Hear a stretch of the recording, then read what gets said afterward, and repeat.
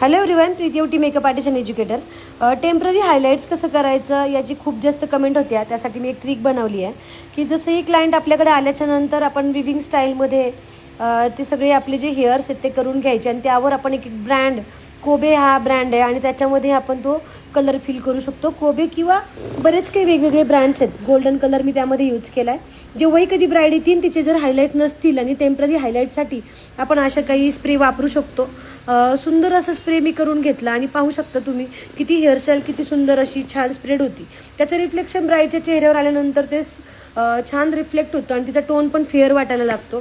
त्यामुळं कधी पण ज्यावेळेस ब्राईडनी जर अगोदर काही प्रिपरेशन केलेली नसेल तर तुम्ही टेम्पररी अशा हायलाईट्स टाकू शकता.